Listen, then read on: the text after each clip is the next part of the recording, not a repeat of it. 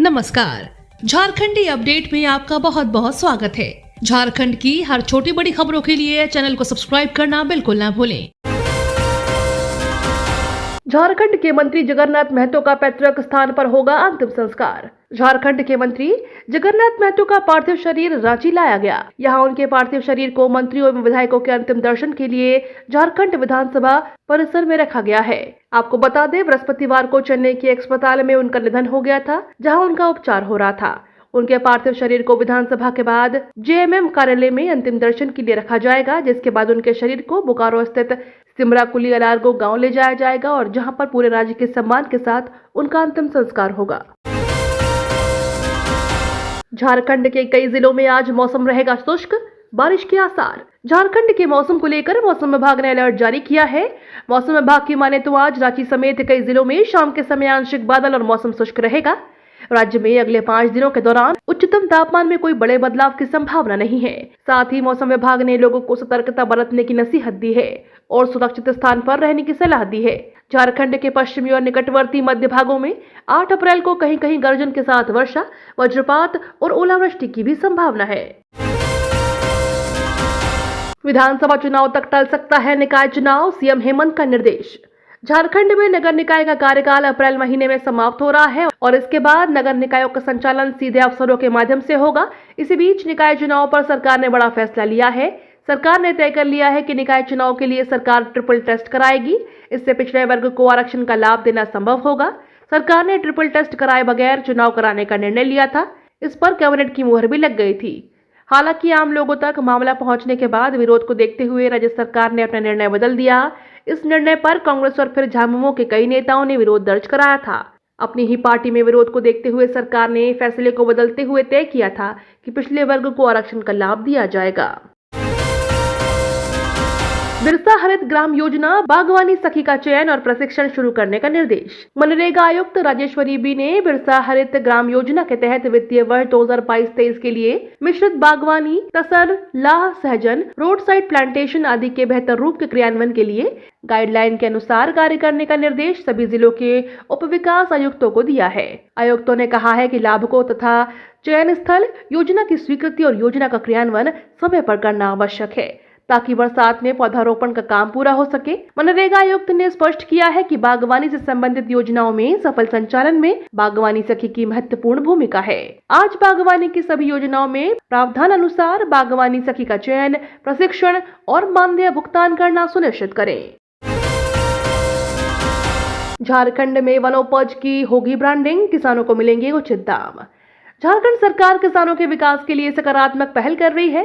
इस पहल के तहत ही अब झारखंड के जंगलों में पाए जाने वाले वनोपज की ब्रांडिंग की जाएगी। जिन उत्पादों की ब्रांडिंग होगी उसमें लाह, तसर, शहद, इमली, चिरौंजी, साल बीज समेत महुआ आदि शामिल है।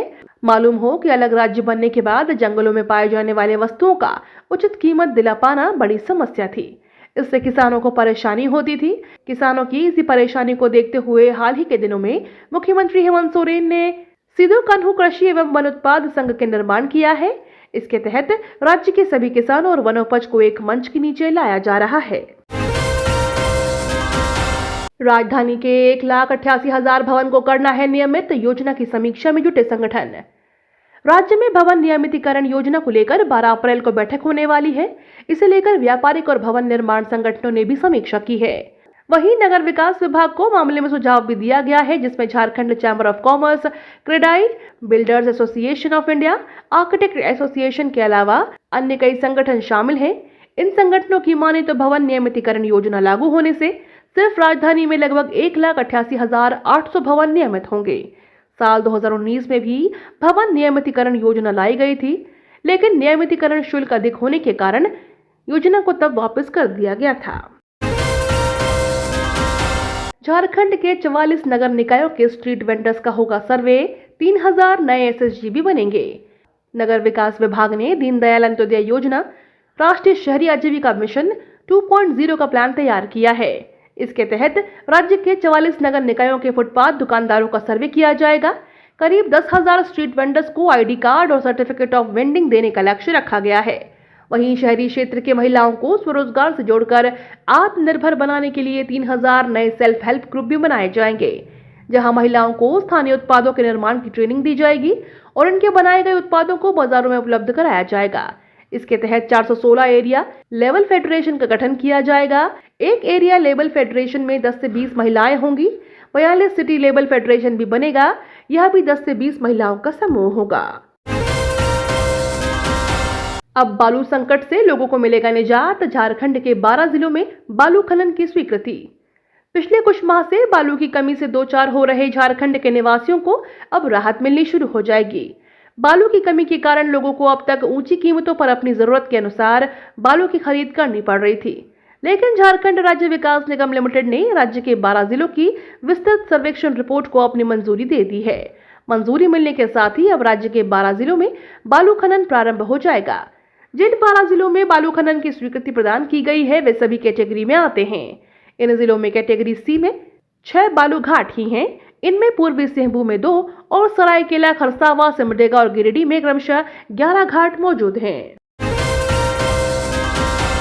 यात्रियों के लिए खुशखबरी, गिरिडीह से रांची तक जल्द दौड़ेगी रेल। गिरिडीह से रांची तक रेल का परिचालन शीघ्र ही शुरू होगा। इस संबंध में भारत सरकार के रेल मंत्रालय की ओर से एक पत्र भी जारी किया गया है। यह जानकारी कोडरमा की केंद्रीय शिक्षा राज्य मंत्री अन्नपूर्णा देवी ने दी है। उन्होंने बताया कि कोडरमा हजारीबाग टाउन रांची रेल पथ की शुरुआत के साथ नई संभावना का दौर शुरू हुआ है। अभी गिरिडीह और कोडरमा से रांची तक के लिए इस नए रेल पथ पर कुछ और ट्रेनों के परिचालन पर विचार हो रहा है। जल्द ही कुछ और शुभ सूचनाएं मिलेंगी। मंत्री अन्नपूर्णा देवी ने गिरिडीह से रांची तक रेल सेवा शुरू करने की सहमति देने पर प्रधानमंत्री नरेंद्र मोदी और रेल मंत्री अश्विनी वैष्णव के प्रति आभार व्यक्त किया है।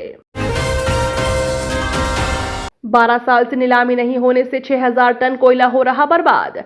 वन प्रमंडल कार्यालय रामगढ़ व कुजू वन परिसर में पड़े राष्ट्र की ऊर्जा के प्रमुख स्रोत कोयला मिट्टी के ढेर में तब्दील हो रहा है। खनन विभाग व वन विभाग की लापरवाही का नतीजा है कि 12 साल से वन परिसर रामगढ़ और कुजू वन परिसर में लगभग 6000 मीट्रिक टन पड़े कोयले की नीलामी नहीं हो सकी है। वन विभाग ने खुदाई के दौरान निकले सैकड़ों डंपर कोयला वन प्रमंडल रामगढ़ व कुजू वन परिसर में रखवा दिया था। उस दौरान चर्चा थी कि जिला प्रशासन अथवा वन विभाग के द्वारा सीसीएल के सहयोग से उक्त कोयले की नीलामी की जाएगी, लेकिन 12 साल हो जाने के बावजूद कोयले की नीलामी की प्रक्रिया अभी तक नहीं की गई। लंबे अंतराल होने से वर्षा धूप के कारण कोयले की गुणवत्ता में कमी आने के साथ माटी के ढेर में तब्दील हो रहा है। ये तो थी आज की बड़ी खबरें। अपने गांव या शहर की न्यूज देखने के लिए हमें कमेंट में जरूर बताएं कि आप न्यूज को कहां से देख रहे हैं। धन्यवाद।